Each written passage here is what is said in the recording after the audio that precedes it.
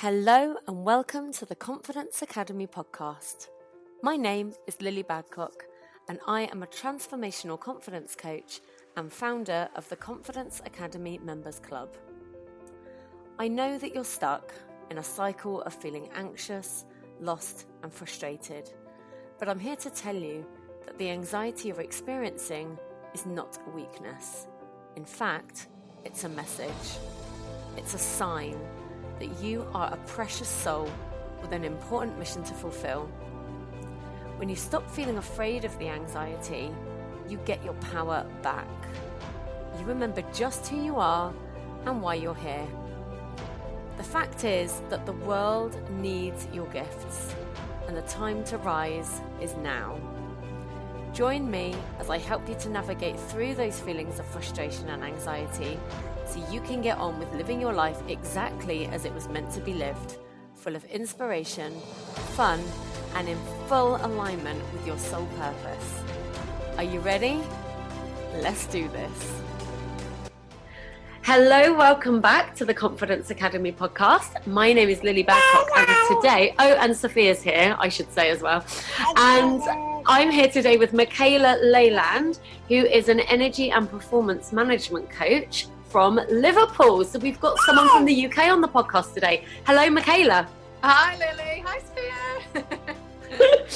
I feel like Sophia's going to take over this podcast at some point. She's just going to be like, Mum, shut up. I'm all over it. Michala, thank you so much for being here with us today. I want to let's start by explaining what it is that you do as an energy and performance management coach. And then we will have an epic conversation that will be transformational and groundbreaking. Wonderful. No pressure. That's the intention I've set. It will happen. It's the intention I've set too. So we're both good. So basically, I started Wood for the Trees coaching about 4 years ago now. And I came to do that basically because I'd been previously in my mid to late 20s in teaching, and I'd managed to burn myself out monumentally, real adrenal fatigue. And then I went into the charity sector for 12 years, loved it. And then I moved, I was managing my own charity and then had to move it so that we could survive basically and save everybody's jobs into a bigger organisation. And when I got in the bigger organisation, I slowly realised that I wasn't doing the things that I love anymore. It was more audits and box ticking, which is absolutely essential. Great stuff, but not what I love to do. I'm very much face to face and wanted to help people achieve their potential in any way that form that comes in, through the careers that I had. And I could feel myself going, that potentially a burnout could happen. I'd got a couple of other things going on. My nana was dying and my daughter wasn't feeling great with the whole me doing a commute and putting them in childcare. So I could feel that this was coming, and I just thought, I was getting into my 40s, and I thought, you know what, if I don't do this now, I'd been on a coaching weekend, and I just thought, if I don't do this now, when will I do it? So I started off calling myself a clarity coach, because that's why I felt that, clarity equals happiness. Absolutely still believe that. But what I found was that as I was working with, high performing women who were coming to me with overwhelm, etc., the things that we were focusing on was mostly their energy management and their performance. And so whilst I don't do business coaching, often I'll work with entrepreneurs who have got themselves into a situation where they're feeling overwhelmed or feeling burnt out. And the more often than not, the cause is because they are not managing their energy properly, and also that they are looking at the way that they're performing, and that obviously, that is having an impact on the way that they're performing. And so that's how I started to transition, if you like, into energy and performance management. And I absolutely love it, because what tends to happen when you're in a burnout, and again, this is where you and I have a lot of synergy, is that you become anxious. The burnout itself, the symptoms of that are that you start to feel resentment. You feel resentment around the business. You might resent your partner. You might resent your children. A lot of symptoms come out of that, and therefore then start to impact on the energy you have within your own home and the energy that you have within your business. And obviously then your performance starts to decrease. When that starts to happen, we have what I call the mean little cow voice, that lovely inner critic that starts to tell us that you're doing nothing well. When the reality is, more often than not, it's simply the volume, isn't it? It's the amount that you've got going on. So when people get clarity around what that is, how it's working for them, what is working, what isn't working, and they come through a coaching package with me, that's what we get them to the other side of working out exactly where it is things need to happen and when things need to be stopped, and what's helping them, what's hindering them, and then how they can really, really work in their next level energy more often than not. Yeah. And you hit on something immediately that I want to pick up on, which was that you started out as a clarity coach, and obviously that still makes up part of your belief system, and it's still something you very much stand behind. But it's that you've morphed into, it's like you've dropped deeper into what it is that you are here to do and what you're supposed to do. And you also said that, you know, when you were at your most burnt out and stressed out and overwhelmed, it was when you took a step back and looked, you were actually not doing the things you loved anymore, and you were not doing the things that you felt good at.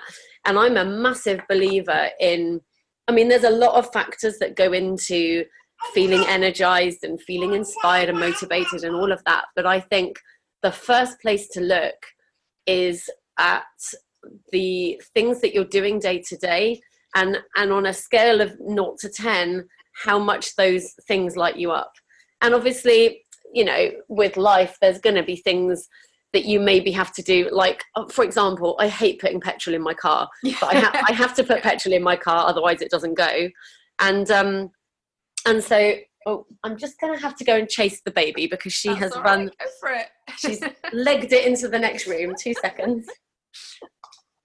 Well, while you just going to get her, I'll just pick up on that, because again, one of the things that I have a hashtag called #Sod The Shoulds. And basically, I think, again, what we tend to do is we get really lost in the shoulds. We get really lost in all the things that we feel that we should be doing as a wife, as a mother, as a daughter, as a businesswoman, as a friend. You know, we have all these roles, and they come with an absolute barrage of shoulds.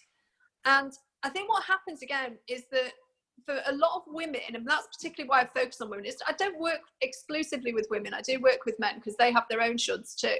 But those shoulds create a situation when, more often than not, women get a bit lost. And I think there are certain key times in your life where this happens. You know, this really does happen quite dramatically. And the shoulds that we have, these roles that we take on, again, if we're not clear on what things we actually want to be doing, these shoulds can take over. So you may find yourself, you know, I found myself, for example, I'll give a good example when the kids were little. You know, you feel like you should be taking them to lots of different activities. So they should be at this, and they should be at that, and they should be doing this, and you should be stimulating them with all these different groups that they have to go to.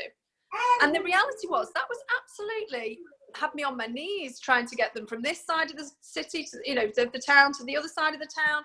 And actually there were times when the kids were crying because they weren't actually enjoying the swimming lesson because it was at the wrong time, etc., etc. And I just one day just sat down and said, no, this can't happen anymore.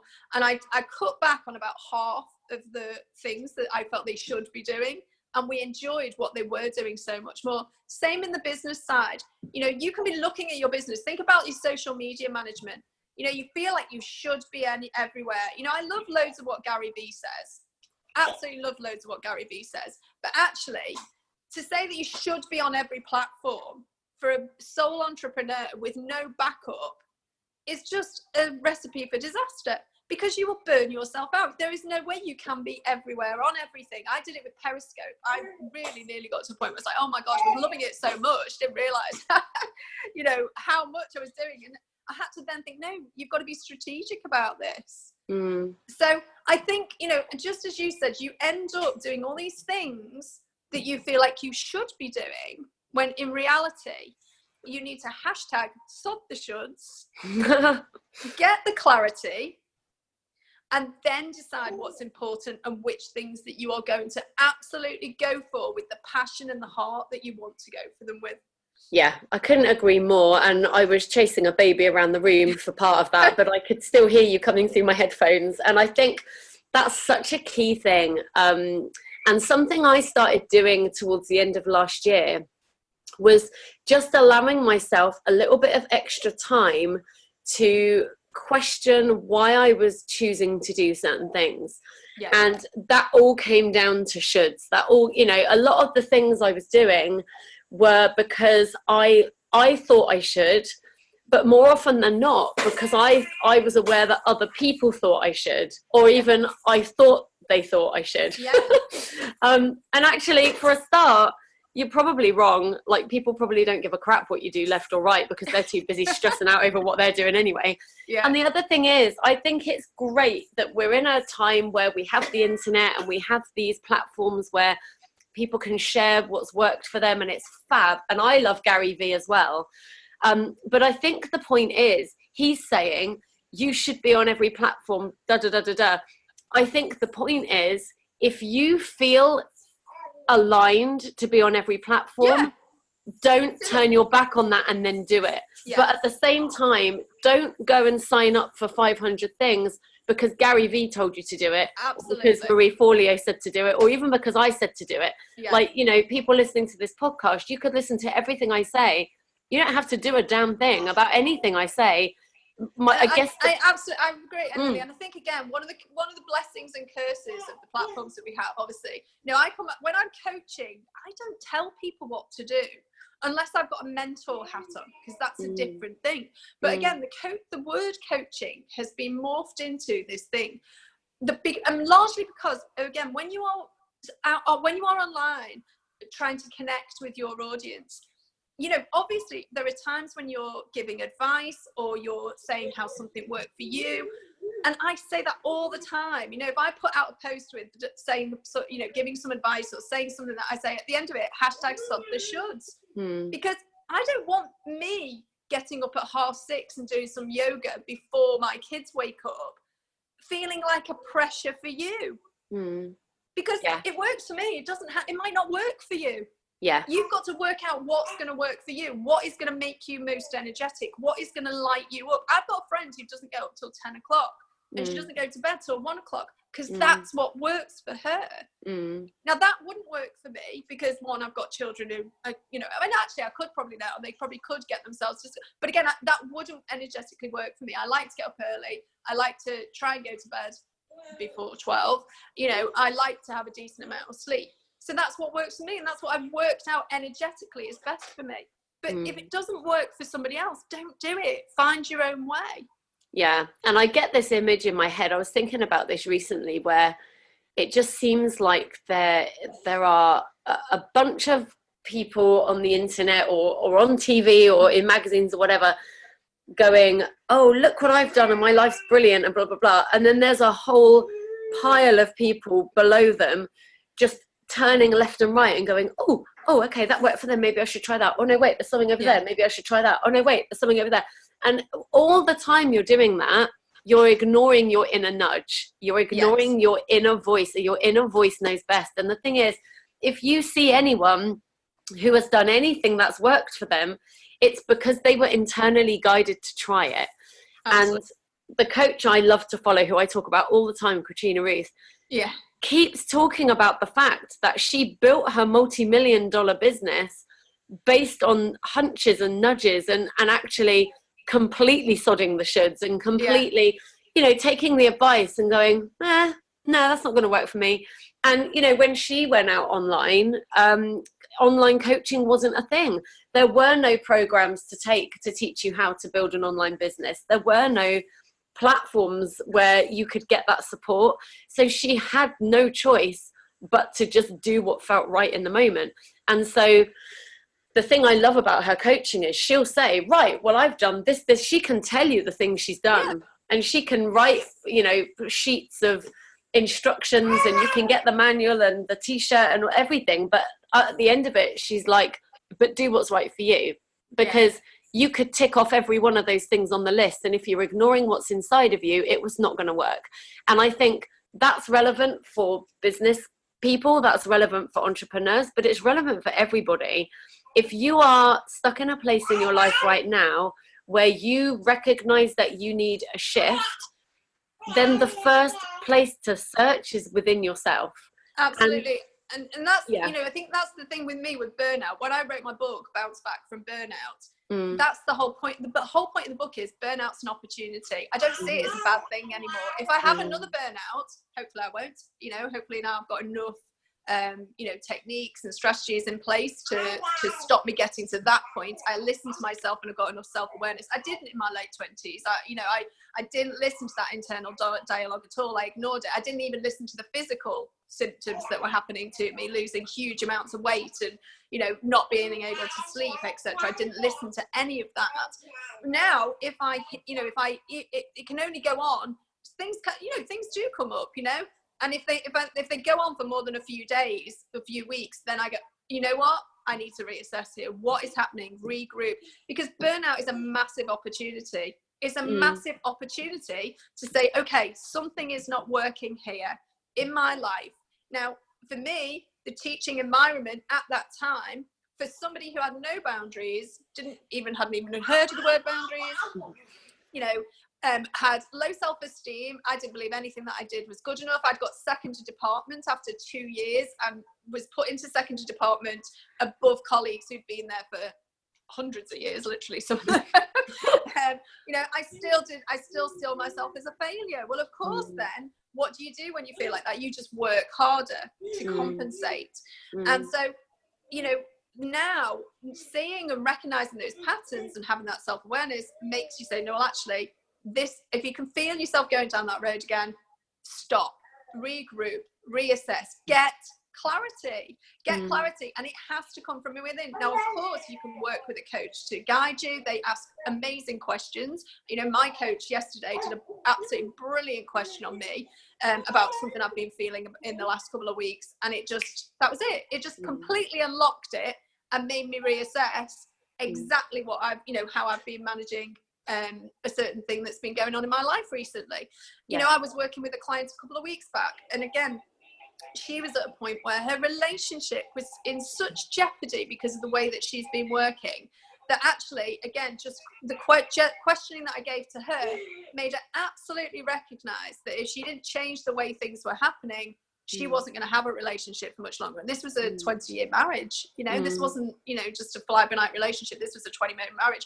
And within a couple of weeks, she literally just feels like they're on a honeymoon period, because she's recognized it, she's done something about it, and now they are absolutely flying by just spending quality time with each other, and her recognizing what's actually important to her. Yes, her business is important, but not as important as the love of her life. Right. You know? Yeah, that's it, isn't it? And it is actually giving yourself that time just to stop and reassess the situation. And actually, when it comes to burnout, I even want to say, you know, if you're feeling like you might be burning out, or if you're feeling like, you know, you're at the end of your tether and you're so stressed out, and you're feeling like you need to overcome that, even that decision should be yours, though. Because even then, people are like, oh, well, like, you know, I have to overcome this because then I'll be a better mum, or I have to overcome this because then, you know, my parents won't worry about me so much. Well, that's all true, but do it for you, and don't make it about overcoming burnout.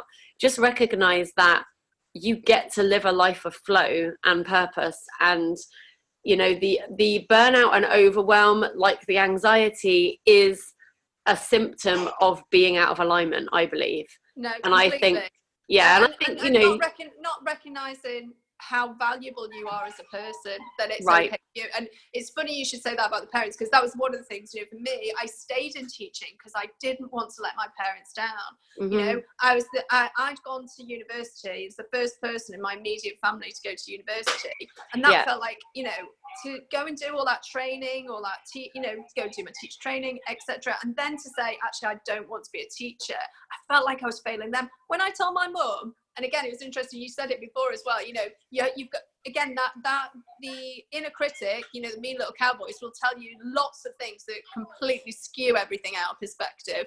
And mine was telling me, you know, oh, your mum's going to be so disappointed in you, you know, what are you doing, you've wasted all this education, blah blah blah. And actually when I told my mum, she's like, oh, thank God for that. Because she couldn't stand watching me working myself to death and losing weight and obviously becoming ill for a job that I genuinely loved it. I loved teaching, but I just wasn't actually ready to be in that environment because I didn't have the skill set or the emotional resilience at that point to allow myself to do it in a way that wasn't going to harm me, you know? And so I think, again, and it wasn't actually that I left not because it was the opposite, my parents, but actually it was about me saying, Michala, you know, you need to do this, you need to find something else to do because you are not going to be well in this. And you know, I didn't recognize it as that back then, but obviously later on as I've done personal development work, that's what I can see. I actually valued myself enough to say no, enough is enough. And that's why I didn't have to go down a burnout route in the charity sector, because it was like, actually no, at this point in time, you know, you want to try something that is completely different to all the stuff that you've done before and go out self-employed and work on the online space. And if you don't do it now, then you'll never do it. Yeah. So I could fail, I could succeed, who knew? But I knew I had to do it for me because I didn't want to go on in my life in the long term, not having, you know, been in the space where I could fulfill my own purpose. Yeah. And I do think this topic is going to be really popular because the listeners of this podcast are people who resonate with the term anxiety. Some of them resonate with depression, stress, definitely, frustration, overwhelm, burnout, all of those things. And anyone listening will know we didn't take a new direction, but we've dropped further into our purpose here on the podcast as well. And we're now looking at all of these things in relation to how much are you aligned with your purpose day to day, how much are you showing up for that day to day, and how much of that are you doing. And like I was saying before, you know, there's certain things you're going to do that maybe don't fill you with joy, like putting fuel in my car, but you know, I need the fuel in my car. But I think the problem comes and burnout comes when you are doing more of the stuff that doesn't light you up and less of the stuff that does, or even in some cases, none of the stuff that lights you up. And you're just packing out your life with, you know, I think burnout will come when you're filling your day with things that everybody else wants you to do or that you feel expected to do and things that you think you should be doing. The best piece of advice I've received since doing this online entrepreneur thing, or even not the online entrepreneur thing, but you know, across the board, is tune in and do what's right for you. And you know, recently I launched a free program in my Facebook group. So I have a Facebook group called Wake Up Rise Up, and I was going to do a paid program in January, and something about that was not exciting me and I couldn't put my finger on it. Yeah. So I now know enough to pay attention to that. Whereas before, I'd have beaten myself up for being lazy. I would have beaten myself up for not showing up. I would have gone, this is why you're not where you want to be, because you're not showing up the way you're supposed to show up. Just do the thing.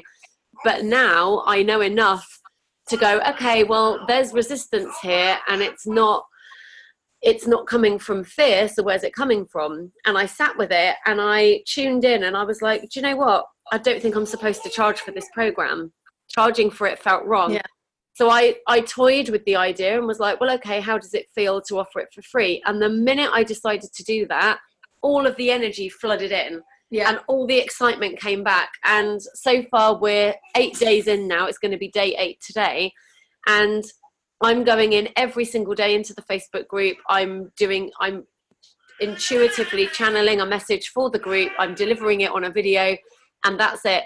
Now, I've tried to do things like this before from a place of thinking that's what I should do. Yeah. And I've never been able to stick to it. Or if I've stuck to it, it has felt like walking uphill through treacle with rocks being thrown at me. You know, like it's felt so hard. Yeah, yeah. Whereas this feels this feels the opposite. This feels like I have a sail open and the wind's pushing me along. It's funny because I can see, I mean, obviously people can't see you, but I can see you. And if you could see Lilli, energetically, her face literally lifted as she started to talk it. Her arms started to be animated. And this is the beauty of, this is it. This is the beauty of energy management. So I think, again, when I'm working with clients, that's one of the things that I think when we're looking at what's coming up, particularly if they're looking at their businesses, it's about looking at how do you feel energetically about this, and how are you engaging with it, and what's the motivation behind it. And equally, like you said, there are a big part of it for me as well is helping and supporting people to look at what they are doing and what they don't want to do. Because again, when there are tasks, and particularly in your business as well, there'll be lots of tasks that you don't want to get involved with. I can't stand the tech side or the accounting side. It's just not something that lights me up. So I absolutely, as soon as I've been able to afford it, that's got outsourced. I've delegated it to somebody else who really loves it, and they sit on their computer lit up and like, oh, I love doing this. Well, no, not that doesn't light me up. And again, same with clients. I had a lady who was running her business, and again, when she identified all the things that she didn't feel either she was good at, and again, it's okay to say I'm not good at something, because that's I think, again, with women, because there's two things. One, there's a busy epidemic. When you speak to anybody, they've got to be busy, otherwise they're not living, are they? And actually, what are you doing? What is actually filling your days is exactly what you said. We can all be busy, but busy doing what? Is it anything that you actually want to be doing? And then the second part of that as well is, are you working to your strengths, and are you working in a way that makes you feel good about you? Because again, if you end up in a job, there's nothing worse than ending up in a job where you're not working to your strengths. Equally, you could be in a job where you get on fine, but you are just bobbing along. And underwhelm can lead to burnout just as much as overwhelm can. And I think that's a really important point to make, because some people will just sit cruising in a situation which may just be covered, they've been paying the bills, blah, blah, everything's just, I think Mel Robinson, she says it's the worst F word, fine. Everything's fine, because we're masking a multitude of things are fine. And so you're bobbing along and cruising, and actually that can be the worst place to be, because there's no motivation then to do anything about it. Burnout gave me motivation to do something about it. Rock bottom gave me something to, a reason to shift. When you're cruising, sometimes that little comfortable spot can just make you underwhelmed and stay there. And so you're not in any pain that's going to shift you out of that. No, that's really true. And also, I think it all boils down to the same thing, doesn't it? Whether it's overwhelm or underwhelm, you're out of alignment, and that's why you will end up burning out. But what you've said about underwhelm is so true, and I think so many people will resonate with that feeling, that and then they get in the mindset of, oh well, I shouldn't really complain, like it's okay. Do you know what I mean? Yeah, no, and again, I'm a big advocate of gratitude practice, because I think it really can help you energetically. It can give you perspective. But again, you have to be careful that you're not just settling all the time, because if you're settling all the time, usually you're compromising all the time. And it's tuning into the energy of that, though, because even as you're saying it, it's like there'll be people listening going, well, I'm probably cruising, but maybe that's okay. Fab. If you feel lit up by the fact you're cruising, then cruise on. I was on a coaching call with somebody recently who she came on the call because she was feeling pulled in 5 million different directions. And she was just like, oh, and I don't know if I'm supposed to do this, am I supposed to do that? And I was like, right, forget all of that. What do you want? She's like, well, I just want to live. I just want to live. And I want to feel free, and I want to be happy. And I was like, then do that. Do whatever makes you feel like that, and screw everything else. And that was definitely coming from this idea that she was supposed to do something bigger. I've made a really big point of saying, and I can't remember where I put this recently, but I made a really big point of saying, not everyone is going to be Oprah Winfrey. Not everybody is supposed to be Richard Branson. You know, not everybody is supposed to be spinning 5 bajillion plates with everyone looking at them. Some people, I mean, a friend of mine who's been on this podcast spends his days on a beach in Thailand sipping coconut milk. Like, for some people, that is living. Now, for me, absolutely. I think that would lead to underwhelm for me. Yeah. Because me personally, I would get itchy and scratchy, just be like sitting on like even sitting on a beach on holiday, which has been a few years since I did that. But even then, I'm like, oh no, I have to be doing something. Like, I have to be on my phone, or I have to be reading, or I have to be journaling, or I'm just that personality. But that's me. And I think it's about this whole podcast actually has become about building the unshakable confidence to be who you are. So if who you are wants to be sat on a beach sipping a coconut, go and do that. If who you are wants to be running multi-million-dollar or pound, you know, corporations and working 50,000-hour weeks, then do it. But it's about, there is no right or wrong. No. There is no formula other than tune in and do what feels right. Absolutely. And, you know, I set up the Next Level Women's Club, and part of the manifesto of that is that you work at your next level, not anybody else's. Right. When I'm talking about next level energy, I'm talking about your next level energy, not mine, not Lily's. You know, it's the person who is sat in front of me's energy, because you could be the happiest, most joyful, energetic stay-at-home mum. You could be the most happy, energetic CEO. It has to be what is working for you and making you feel like you are living your life at your next level. Yeah. And again, it's funny because when I do vision board workshops, one of the things I tend to do is, you know, I'll say, you know, people say go big or go home. Yeah. Well, I say what's big about your vision is that you've got one. Right. And because a lot of people don't have a vision. They don't even know what, you know, it comes down to a really simple question, which I always start with my clients with, you know, what are you doing and why? Yeah. Which is what we were talking about earlier. You know, what are you doing and why? And when you start to identify like clarity around that, what are you doing and why? Then you can sift out the shoulds. You can start to get a sense of who you are, what you want, what's important to you. And then you can start to look at what you like, how you'd like things to be.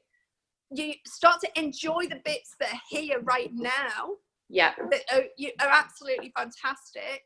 And that can be the simplest things, from going for a walk with your dog to, you know, being able to run an online business through your phone, flipping amazing. Yeah. You know, or going to work in an amazing office space where you love all the people that you work with, whatever the situation is for you. Yeah. And then it's creating, you know, that vision. So again, I you know, when I'm doing a vision board workshop, some people, again, feel so overwhelmed by the idea of having a vision that they never do one. So I said, well, don't, you know, that's to stop yourself from visualizing what, you know, the important things for you in your life, because you feel like you've got to do this go big or go home. It's craziness. You're missing a trick. So just do one for this year. How would you like to feel, have by the end of the year? Yeah. And then work towards that on a daily basis of just getting energetically into that space so that you can do it and perform at your next level to have it. Yeah. And something actually popped in my mind when you were saying that about that, where I realized that for a good few years, I've been working towards goals that weren't mine. Yeah. I'd got into a really great habit of being online, watching people on the beach in Bali at their laptop, and, you know, and so on my vision board, I was putting, I want a laptop lifestyle. Yeah. Well, when I actually realized that it was about tuning in and that you actually get to have what you want, not what is socially acceptable or what happens to be the trend on Facebook this week or whatever. Yeah. I was like, really? You want a laptop lifestyle? So you want to be on a beach in Bali, away from your kids, or with your kids there but with a nanny looking after them, while you sit on a beach with your laptop? Well, for a start, my laptop wouldn't cope on the beach in Bali. It would burn out. Well, talk about burnout. How the sound copes with that myself. Well, there's that. And then I was looking at, you know, some of the coaches I was following who I really admired. And so I had gone down a rabbit hole of, well, I want to create what they've got. Yeah. And I realized that actually what I was seeing was not the tangible things that you could tick off on a list. What I was seeing is that they had found what lit them up and made them happy, and they were doing it. And so it's not about having a penthouse suite in New York City, or about working from the beach in Bali, or about running multiple retreats. You know, all of that's run through my head. And it's often come from a place of, well, I have to do that to get to this. Yeah. And so I'm a massive fan of saying, well, ask yourself what you want, and then look at, why do you want that? What is that going to bring you? Because actually the truth is, what that will bring you can be achieved through multiple avenues. There is no set way, and we are certainly not in control of how that's going to come to us either. And again, the last 2 years, I've been really focusing quite a lot on doing success definitions with people, because again, it absolutely encapsulates what you just said. Unless we get a different definition of what success actually means to us, we will just be going for the 4 sort of conditioned beliefs of what success is, which is power, status, money, and fame. Yeah. And again, that's not to say any of those 4 things are bad things. They are all wonderful things and can bring wonderful, help make amazing things happen in the world. But they aren't the be all and end all. So when I do success definitions with people, we then you can look at actually, what's your definition of success? And then we look at the blocks to how the blocks to how you feel you can actually achieve it, and then unblock them. Because again, a lot of the time you'll have people sitting there, it feels so overwhelming to have, success in those 4 conditioned ways, but it's because you're not defining it for yourself. You're not getting that clarity. And so your energy is absolutely wrong. And just as you said, you start doing the comparisonitis thing, and we've all done it. I've done it, You do that comparisonitis thing. You're looking at other people, you're seeing what they've got, how they've got it.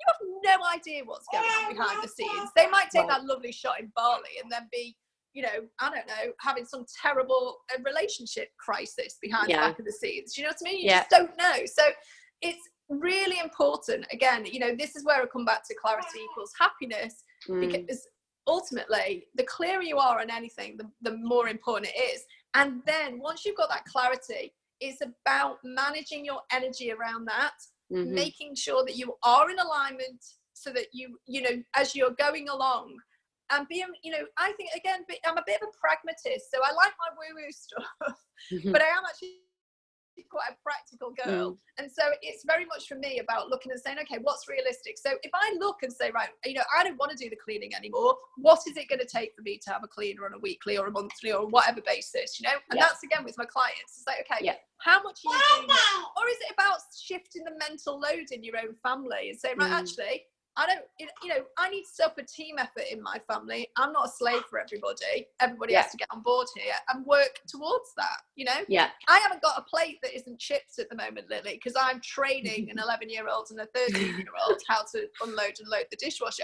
I'm not buying a new set until we've got through that process. But again, it's there's, as I said earlier, looking at what you do want to do and what you don't want to do in your business, doing the parts that light you up, that give you a real joy and a sense of accomplishment. Those are the things that are going to make you feel successful every single day, rather than, and the same for the vision, at this end point.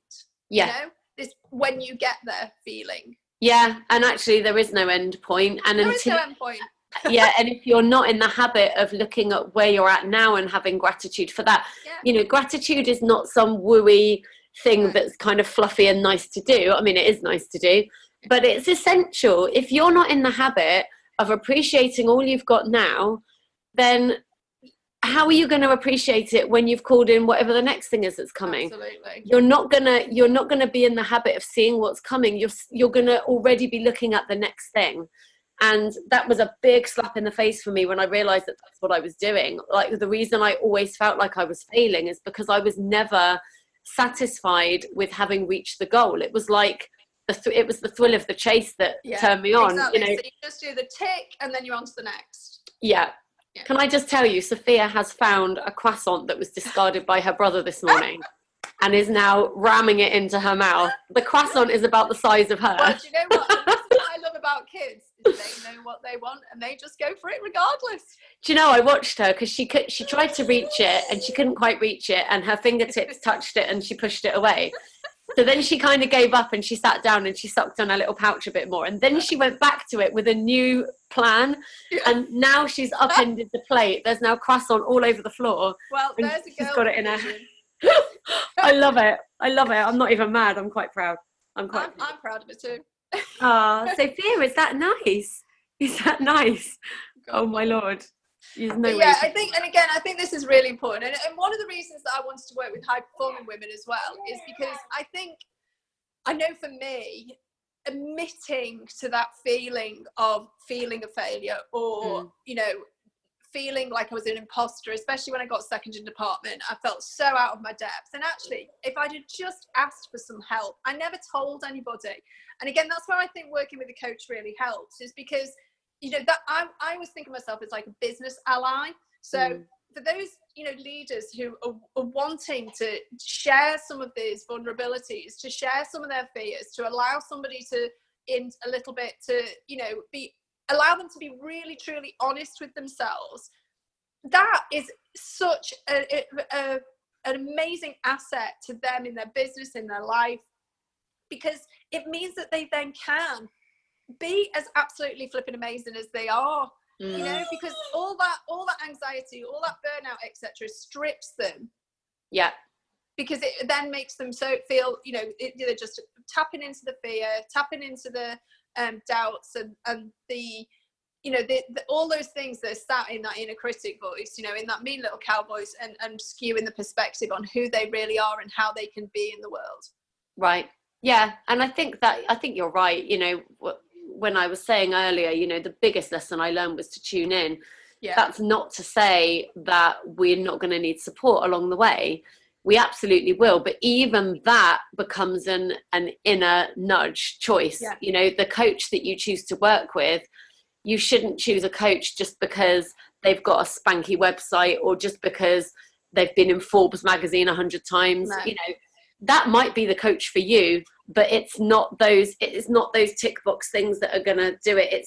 You just know. And like the coach I like to work with, I feel it's like a soul tethering. Yeah, it's like I'm exactly she is me. She's the same as me. We're on exactly the same path. She's had experiences I haven't had, and I get to learn from her. But do you know what? If she ever decided she wanted to learn how to sing, suddenly the whole thing would spin on its head. Yeah, exactly. And this is the thing. I don't think it's a good idea. And this goes for any relationship, whether it's for a coach or a partner or whatever. If you're entering into a relationship where you feel that that person is better than you are, or that somehow you're not worthy and that you're lucky to have them, be grateful for them, sure. But if you are coming from a place of, oh my God, I really need this person because they've got it all and I don't have it. Yeah. Then you're kidding yourself, and you are going to end up. Yeah, it's so true. And I had a couple of clients over the last couple of years who, I've been working with them, and then we've gone either they've done 2 big, sort of 10 session packages with me, and then, but there's a cutoff point where I will actually say, I'm sorry, I'm not working with you anymore. Even if they've wanted to carry on, because that codependency is not okay. No. And I know they're more than capable of carrying on without that weekly work or fortnightly work. Yeah. And so, yes, we may have check-ins. So they might want monthly check-ins, or, for some of them, they'll go away. And then I'm so excited. I've just got a gorgeous client who's come back to me after 18 months who, was in a real situation of overwhelm, but then we got her really performing well again. And now she sort of wants to do something at a next level. And so she's come back to me so we can work through that. So I'm happy to, let clients come and go. But absolutely, again, the point of the coach for me is that they unlock aspects of you that bring out the best in you. Right. Yeah. And so it's not a question of needing them.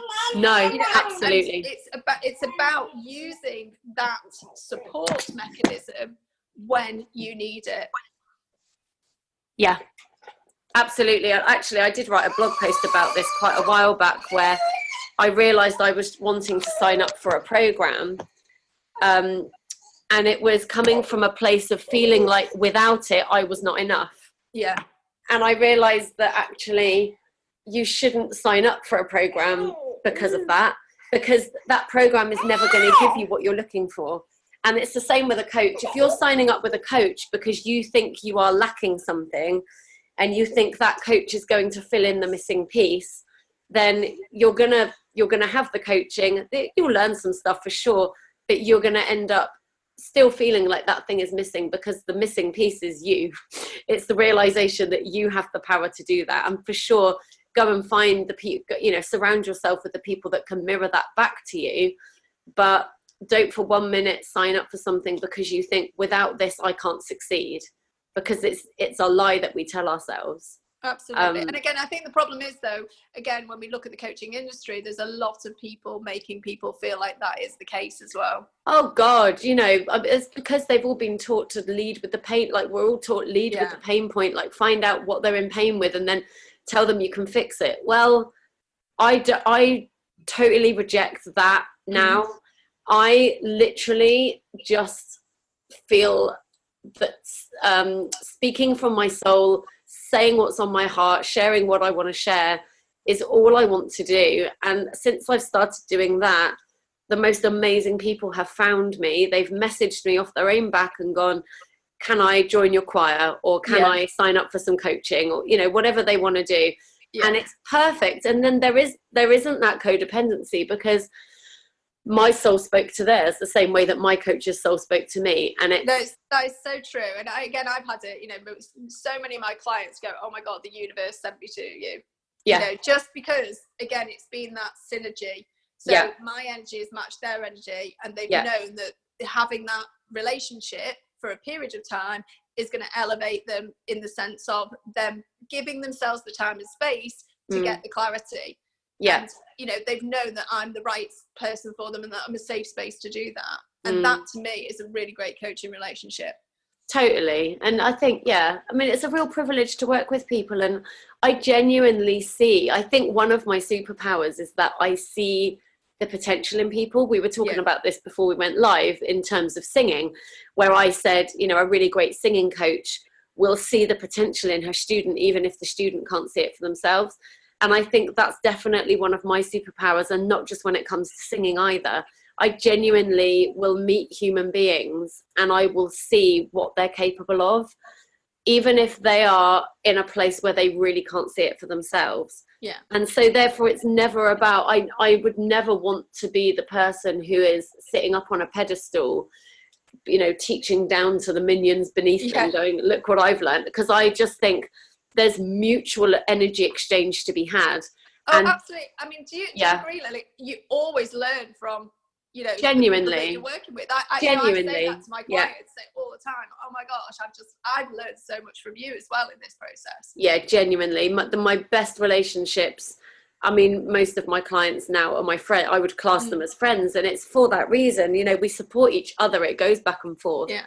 And I think that's a very important thing to realize for anybody listening.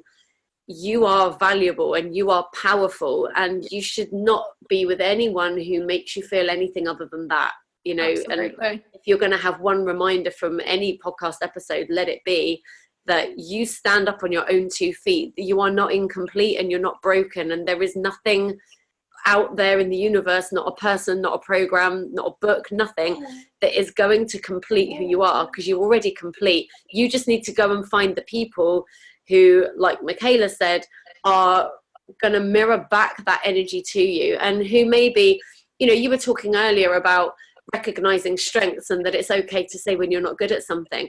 Absolutely. And then you surround yourself with people who would say that their favorite thing to do is that thing you don't like to do, and then it becomes a team thing. It's I say it so often, but we're not here to walk alone. You're not supposed to do it yourself. You're supposed to shine your brilliant, beautiful light, being who you are and being proud of that, so the other people can find you. There will be people out there in the world who desperately need what you're offering, and I'm not even talking in a business sense now.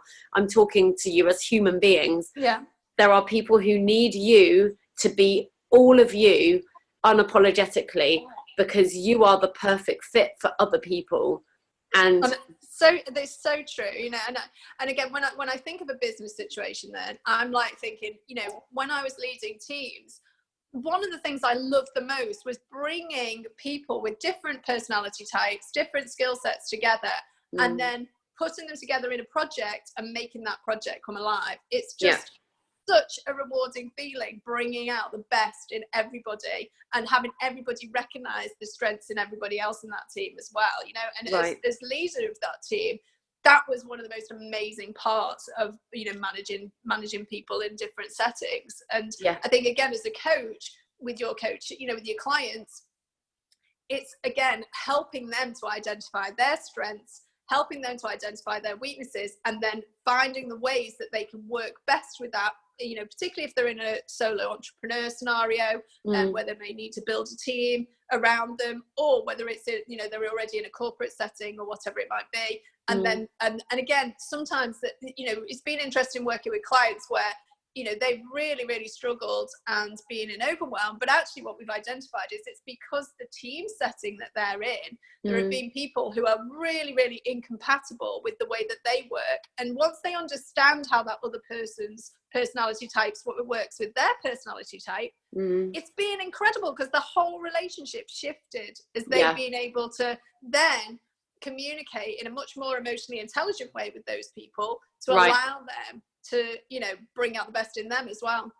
Yeah, that's incredible. And actually, I interviewed someone called Eva Błaszczyk here on the podcast. It was a few episodes back, and she does a similar thing, and she was talking about those personality traits and that even just understanding it can make a world of difference.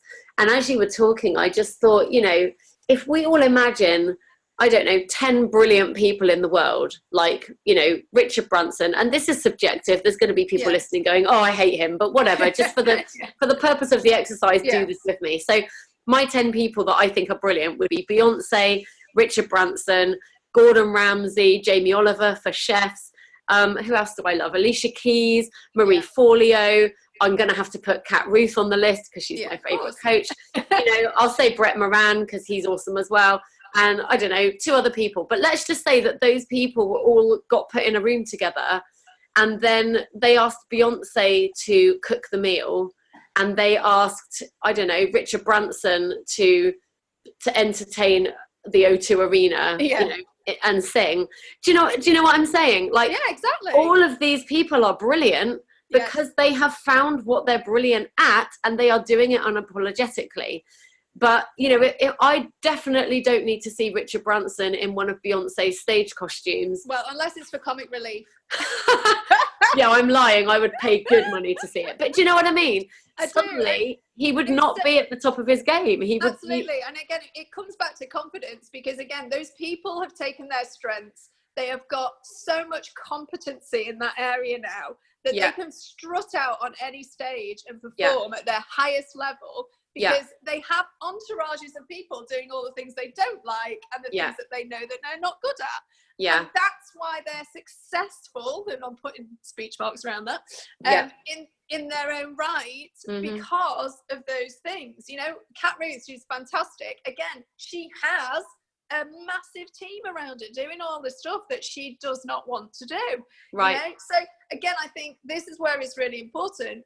Anybody who's sat out there on their own, doing it on their own, really needs to recognize that, you know, you need to get yourself to a position where you can actually ask for help and support. Now, that might start off just in terms of family support or friend support, but eventually, if you're going to scale and leverage your business into any sort of, you know, bigger entity, you will need to get support and help from other people, whether it's getting accountants, bookkeepers, whatever it might be that's not your strength, to do those things with you, because ultimately that is what's going to make you feel really good about you, and recognize and allow you to be really confident in the areas that you are really good at.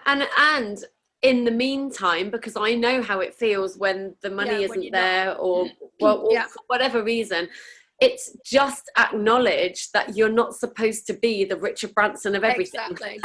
I keep saying Richard Branson, but I really love him. But you know, you don't have to be at the top of your game in every single area. It's, you know, you get to be at the top of your game in everything internally. Like, you know, you get to choose to be at the top of your game health-wise and relationship-wise. Like, that's all available to you. But you do not have to be CEO of your company and the admin team and the accounts team and the management team and God knows what else. You know, there are people to do it. And so in the meantime, while you are a solopreneur, or however you want to say it, just stop beating yourself up. If you feel like you're not doing it well, you just have to affirm, I'm doing the best I can do in the situation I'm in.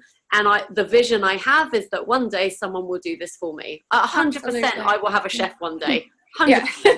You know, I already know this. And it's not that I can't cook. I just don't, I don't want to. But again, it's because that would give you great pleasure and would be a great asset in your life. And it's something that you'd love.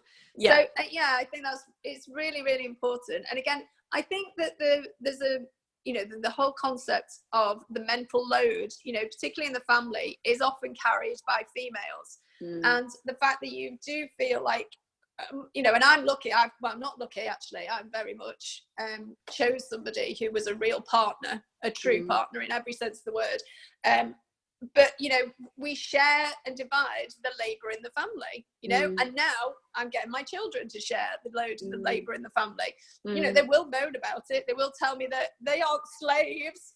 I'm asking you to unload the dishwasher, darling. I am not asking you to, you know, do any great oven cleaning or go into the fridge. You know, I'm just asking you to load the dish that you've just put on the side.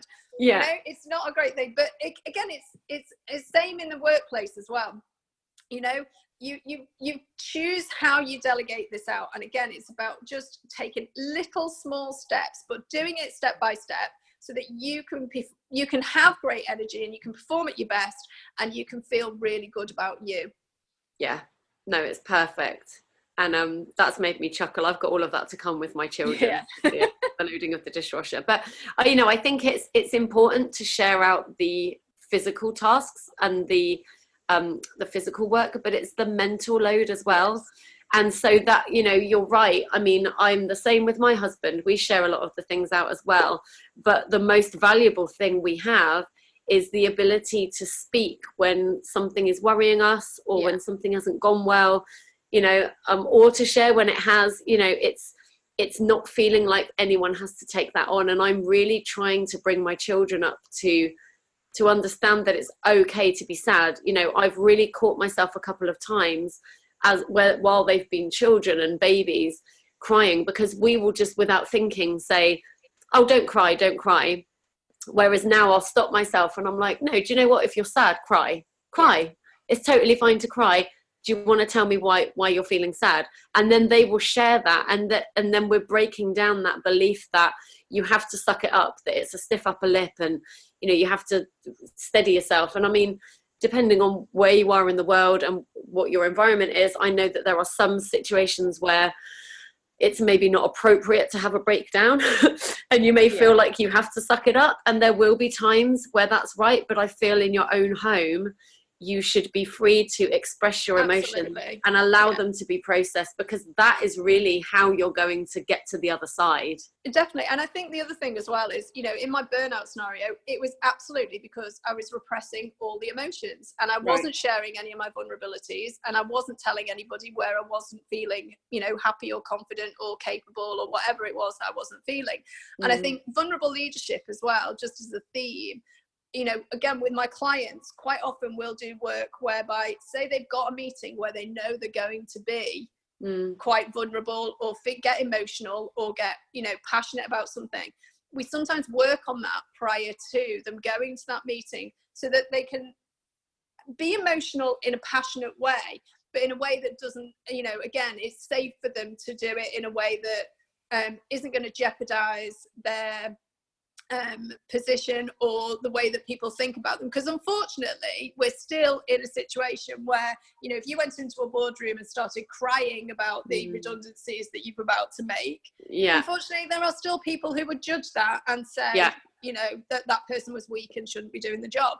So, you know, again, in terms of performance management, quite often, you know, it can feel really overwhelming, particularly if you're quite empathetic, to, you know, have to do things like cut, you know, jobs in a department, etc., because financially that's the only way that the business is going to stay afloat. You know, working with people on their energy and their performance around that really can support them to actually go into that meeting being passionate about what they're talking about and being assertive, but equally maintaining you know, their credibility within that space as well. Yeah, that's so powerful, like giving people the opportunity to do that, because it allows them to process the emotion and then remove the emotion, so they get to honor the feeling they're having, and but in really a safe important. space. You know, I've done it before where, you know, I personally had to make decisions within a business setting that, you know, really broken my heart. You know, that's how I would explain it. You know, if I'm talking real talk. And so consequently, I really, again, part of my coaching, I really wanted to give people that opportunity to do that, because to be able to explore that, but then go into the setting and not, you know, sort of throw all that emotion onto the table, because like you say, unfortunately, it still gets very judged, you know. And also, I think from that place, from the initial outpouring of emotion, you do lose a bit of your power. You lose the, you lose your rational thought. Completely. And then you're not able to get the outcome you desire, because it's just a massive emotional brain dump. Whereas if you can somehow find an outlet for that prior to that situation, then you get back in your power and you go in and you're like, right, well, I'm passionate about this. This is the outcome I desire, and this is what I want. Exactly. And that's exactly how they go back in then. So they've got the solution to the problem, and they can then present it in a really, really assertive way, which usually means that they actually get the outcome that they want, you know, for the department or whatever it might be that they're working with. So you know, it's definitely something that's very, I'm very passionate about helping people to do that, because I think, it's a big reason people end up in burnout is that they repress all of that, hold it all in, and then all of a sudden it all just comes out. And I think, you know, there's an entire separate conversation to be had around whether you would then remain in a job that made you feel that way. Yeah, absolutely. But, you know, again, it's each to their own, isn't it? And for some people, they would choose to stay there. I personally wouldn't, but it's not. Well, again, it's interesting because there's a lady I was working with who is in a scenario that like as this, and you know, she loves every other aspect of her job, but it's basically when she's having to do things that you know, are going to impact on the other people in the business. So every other part of the job she absolutely loves. It's just this portion of it. And again, when she can process that emotion around it effectively and come up with solutions, quite more often than not, she comes up with some really creative stuff that means that people can be moved, or she can find something. You know, it's just me. It's been really interesting working with her, particularly, because then it's like you say, the irrational with the emotion sort of is removed, and she actually can become even more creative in the way that she goes about solving the problem. Yeah, no, that's awesome. Well, it's been an incredible episode. Thank you so much for being here today. So this episode is now going out. The way we're doing it now is I interview on a Tuesday, and then the episode either goes out that day or the next day. So we'll be coming out when you guys are listening to this. It will have almost just happened, certainly within 24 hours anyway. So thank you so much for giving us your time. How will people reach out and connect with you if they would like to learn more about what you do? Oh, fantastic. Well, you can come to my Facebook page, which is Wood for the Trees Coaching. So it's facebook.com/Wood for the Trees Coaching. I also have a free group called the Next Level Women's Club, which is very much around helping other female entrepreneurs who want a safe space to talk about their next level energy and things that, you know, they might be finding difficult within the business. And that's a free group. And I'm also on Instagram at WFTT Coaching. Perfect. And we'll put all those links in the show notes as well, so you guys can just click through. And I'm also going to link to the blog post I mentioned, because I feel that's relevant. Oh, yes. And a couple of the other things you mentioned as well. So all of that will be in the show notes. It just remains for me to say thank you so much for being here and for giving us your amazing energy. And to everybody listening, thank you so much for listening, and tune in next time for the next episode. Remember, confidence is yours as soon as you choose it. See you later. And just like that, another episode is done and dusted. I hope you've been reminded of just how powerful you really are, and that you can take another step closer to living your true purpose. Just a reminder that if you would like to schedule your free intuitive session with me, please do so using the link in the show notes, where you will also find the links to join the Confidence Academy Members Club and my new free Facebook group, Wake Up, Rise Up. In the meantime, dream big and live bigger. And remember, confidence is yours as soon as you choose it.